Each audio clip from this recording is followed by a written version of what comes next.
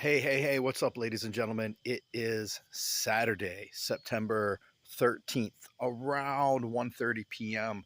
out here in a beautiful backyard. Really fantastic.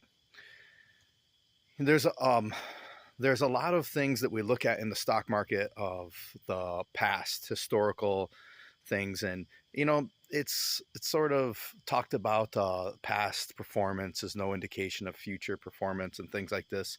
But when it comes to something, let's say like the dividend kings that have been consistently raising their dividends for over 50 years, we a lot of investors tend to look at that as a guarantee of going that it's going to continue happening into the future, and so far it has. However, as I personally am doing more and more research into which dividend kings that I want to put into my own portfolio, I can't help but hear the words of Grant Williams echoing in my mind of during some sort of fourth turning, things that we thought would never change or would always be the same. Sometimes they're not. So how can you use this? One thing you can do is you could listen to a lot of Grant Williams interviews and attempt to be more open-minded and put in some sort of what would you do plan if that thing that you are expecting to continue to happen, what if it stops happening? What if something different happens? Then what kind of things would you do then?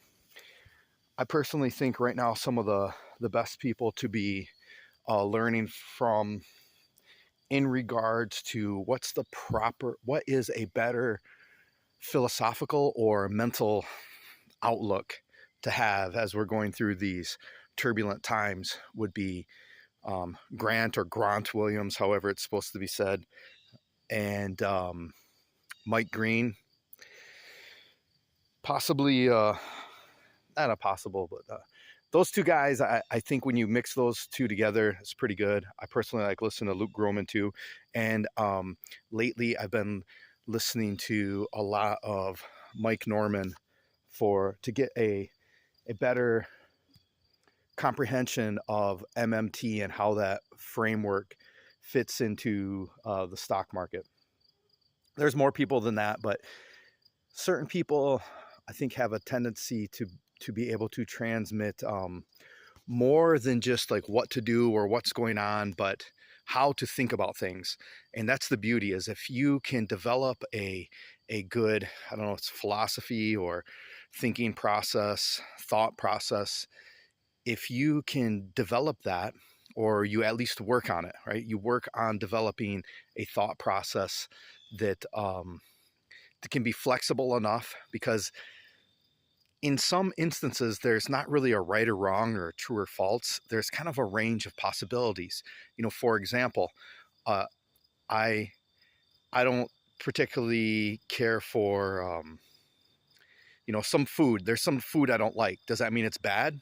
Or is it just really like a range of possibilities? Some people think it's bad, some people think it's good. And when you're able to kind of take all these things into context and put it into your own trading, investing life, and put in some margin of error, these buffers in case you're wrong. What are you going to do if things change?